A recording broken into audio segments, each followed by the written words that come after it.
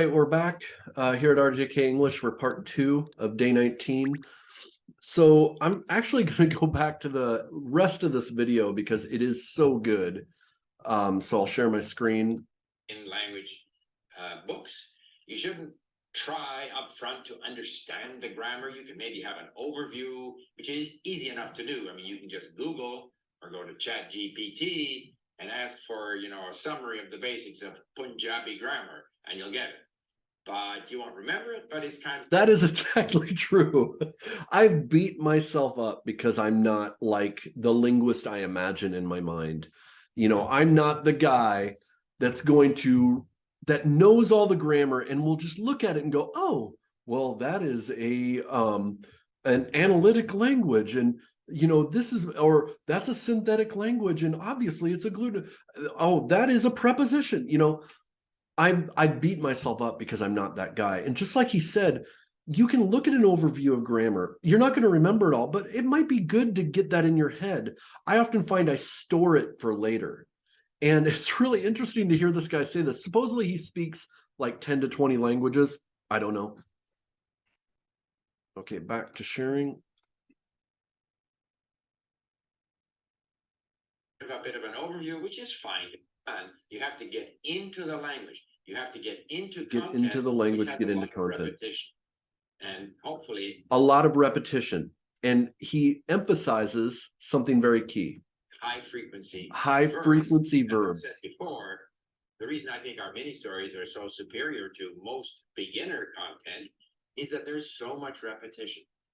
The same high frequency verbs repeat within each story, and they continue showing up in other stories over the full 60 stories. And I saw this I went into Link and I used it once for Persian, right? And I've had a little bit of an exposure to Persian. Farsi. I've had an exposure to Farsi. And I did this one, and I realized towards the end that I pulled up the Farsi keyboard and started using it because it forced me to. But also I started noticing, kojast, that's meaning where is, and everything's related to that. And I started remembering it. And I'm like, oh, that's pretty cool. So I like what he's saying here.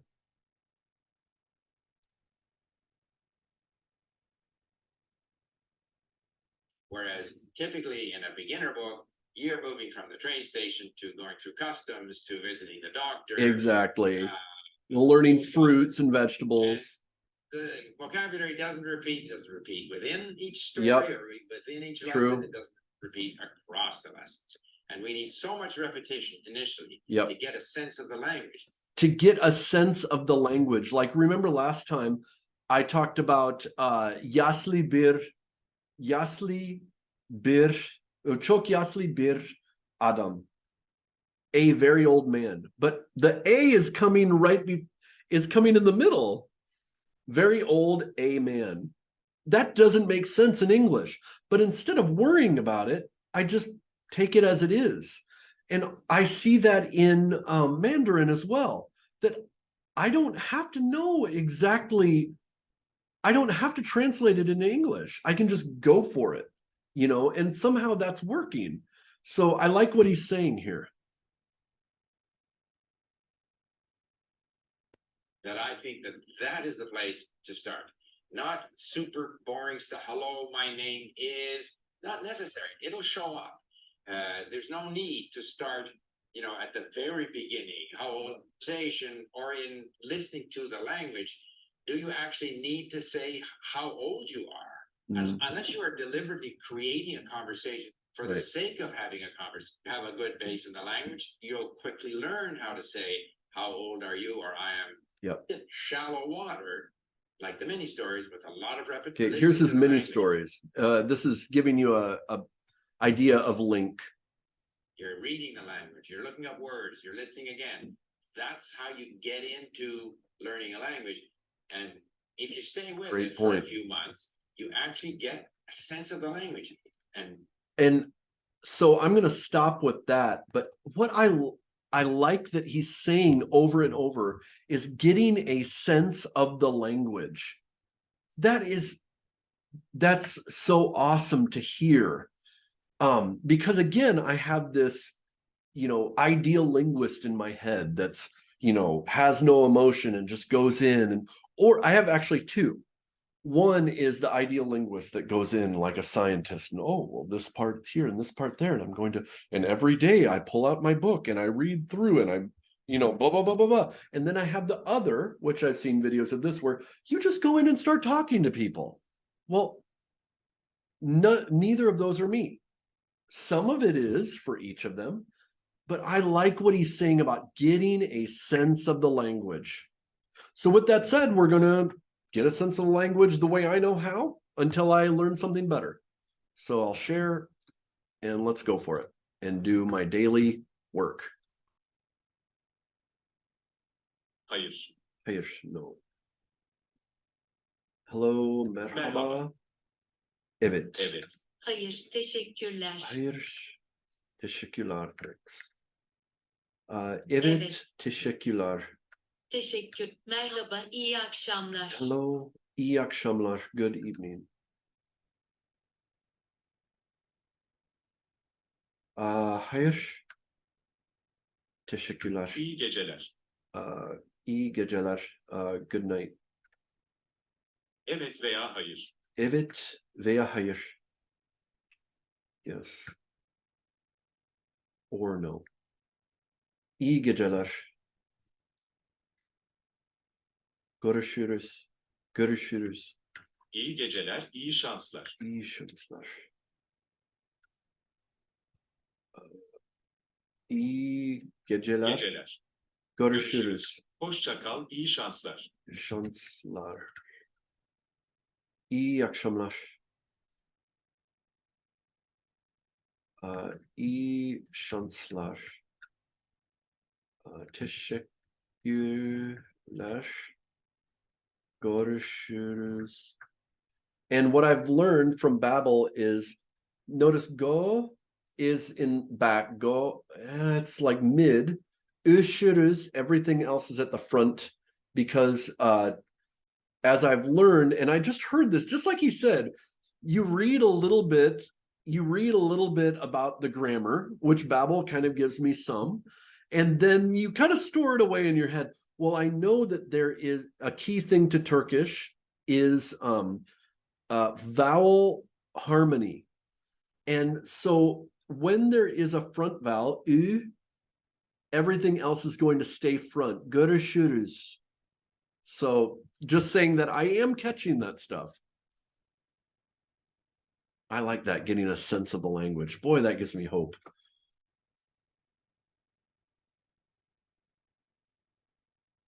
Günaydın, Nur. Günaydın. Good morning, Nur.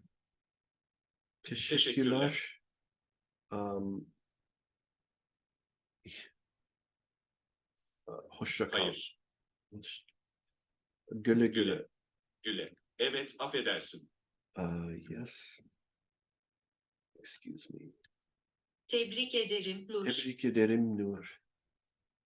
Congratulations, Nur. Evet, teşekkür ederim. Yes. Teşekkür ederim. Thank you. Görüşürüz, rica ederim. Rica ederim. Notice how it's saying ederim over and over. Teşekkür ederim. So that's a key word. And I think it's more Teşekkür for ederim. formal. Teşekkür ederim. Thank you. You are welcome. Rica ederim. Rica ederim. So I'm guessing that there is an informal way of saying you're welcome. Probably the sorun değil or sorun değil. I don't know which it is. Tebrik ederim. Rica ederim. Rica ederim. You are welcome. Günaydın, Nur. Hoşça güle güle. Güle, güle. Görüşürüz. Görüşürüz. Görüşürüz. I said görüşürüz. It's not go. It's görüşürüz. Everything is front vowel. That vowel harmony. Affedersin. Nur. Evet. Oh, thank you. Kür ederim.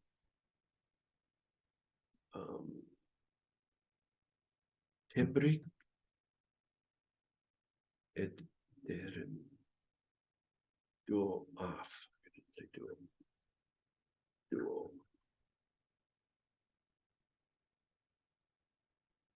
Okay. Let's go on to Babel.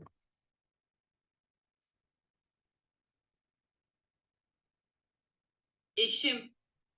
Arkadaş. Arkadaş. Güle güle. Selam söyle. Selam söyle. Arkadaş. Arkadaş.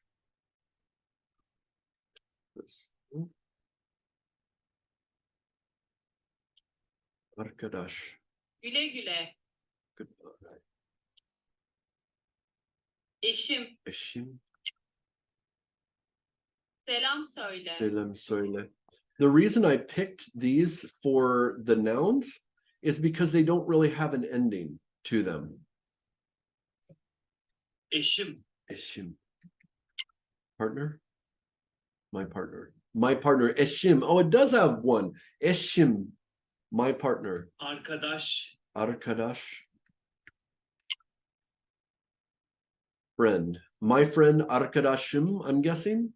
Güle güle. Güle. Güle. Selam söyle. Selam söyle. Do you remember this corresponds to say hi? Give my regards. Selam söyle.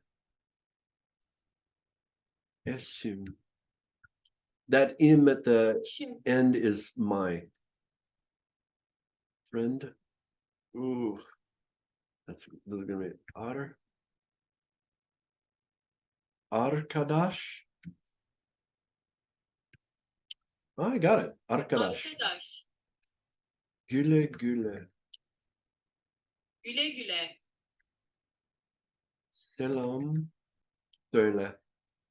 Selam söyle. And I think this fits.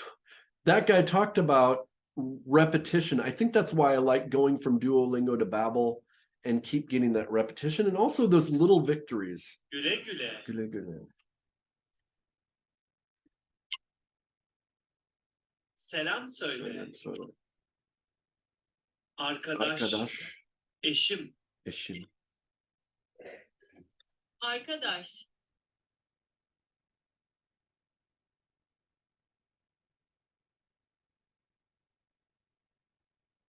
So I'm starting to get those patterns. Now I'm going to try this going back to Turkishaholic. etc. Then we would need to add a to be verb, which is emizar, and finally add the noun or an adjective at the end of a sentence. If you want to make a to be sentence in Turkish, the order and the usage of some words differ. The verb to be doesn't actually exist in Turkish. Do you see this? To be doesn't exist. Notice how all I'm saying is I'm trying to think of yarış. No, I'm not gonna say it right, but yarış bir adam or adam yeah. I'm sorry, I'm not coming up with a good one, but it doesn't seem like there is a to be. The sentence first starts My with a personal Pronoun like I, ben, ben, sen, o, noun, biz, adjective, siz, onlar. Then the noun or adjective is added. But at the end of the noun or adjective, we use Personal the personal suffix. suffix associated with our personal pronoun, huh? which makes it a bit similar to the to be verb, but not actually the same. Here is the list of personal pronouns in Turkish. Ben, sen, o, biz, siz, Ben, onlar. biz, We know these. O, and let the also what do you mean?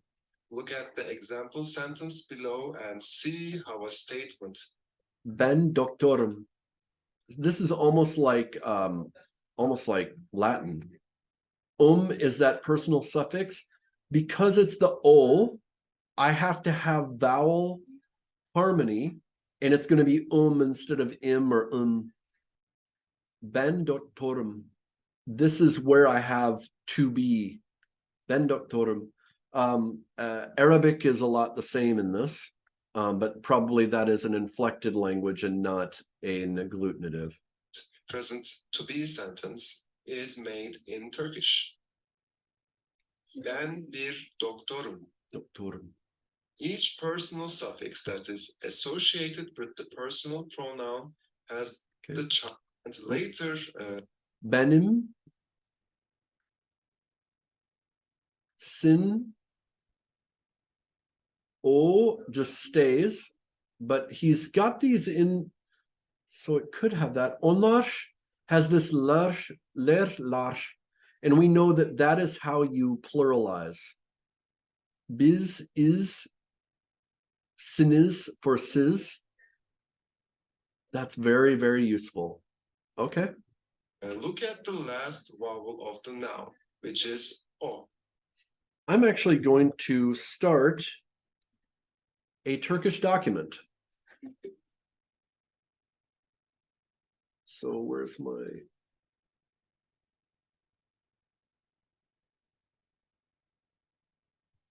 Learn Turkish working book.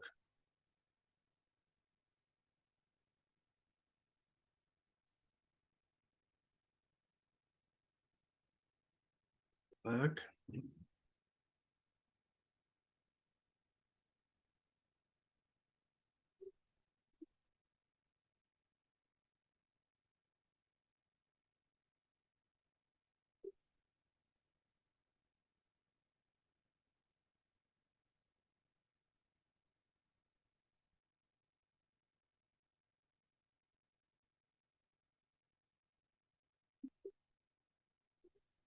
This is making things make more sense. Okay, very good. Okay, let's go back. Side the sound for the band.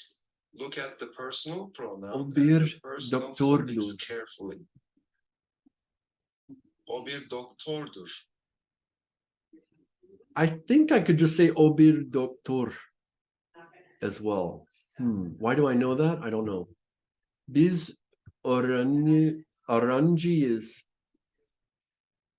We are students. Onlar güzeller.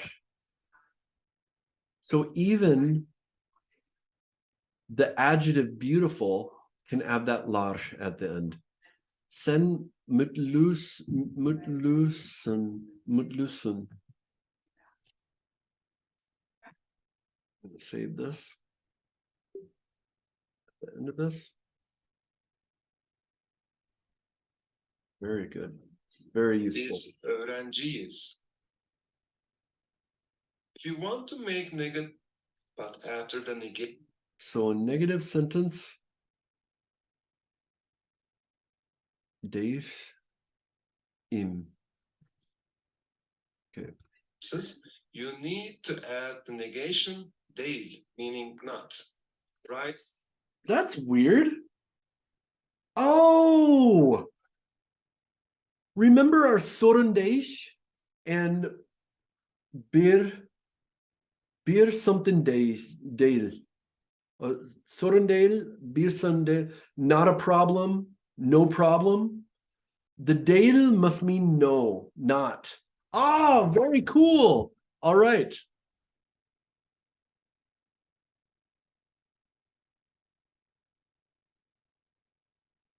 Right after the noun or the adjective. In negative sentences, the personal suffix is not added after the noun or the adjective, but after the negation, değil. So ben doktor değilim. Ben bir doktor değilim. Değilim. You would connect Because those we together. add the Değilim. personal suffix right after. So interestingly, Turkish is an agglutinative language. The difference between synthetic and agglutinative, most of Indo-European languages are usually analytic, like English, where we add prepositions in the car, or they are synthetic with inflections, like in German, where in the car would actually be car with an ending that would indicate that it is in the whatever the case is for going into something. Turkish being an agglutinative language means that there are morphemes that they don't change, they're just mashed together. And we see that here, değil doesn't change. It's just mashed together with the ending im. That's what I'm putting this together in my head. Değil, the vowel harmony is only limited to one choice for each personal pronoun. For ben it's değilim, sen değilsin, o değil or değildir, biz değiliz, siz değilsiniz, and onlar değiller. Okay, so why is this useful? Because I've been going through all this stuff. Now it's useful for me to see some of that. If I tried to learn that up front, I'd maybe remember a little bit of it, but it seems very useful now. Well, I'm going to stop here. This is a lot for today. And, you know, just like that guy said, every day I'm going to look at how can I learn a little bit more? How can I progress? And Turkish is kind of my test language more than I'm learning it just to speak it. I'm learning it to see how to learn. Okay, and we're learning together. I hope it's useful. Make sure to give me a comment to tell me how this is. How do you learn? Send me your videos. No one sent me a video yet of them learning. I'd love to see it. So anyways, I'll see you next time. Hi everyone, welcome to RJK English. Make sure to like and subscribe, and that will help me make more of these videos. I'm on YouTube and on Instagram, and see us on Facebook, and we can talk further.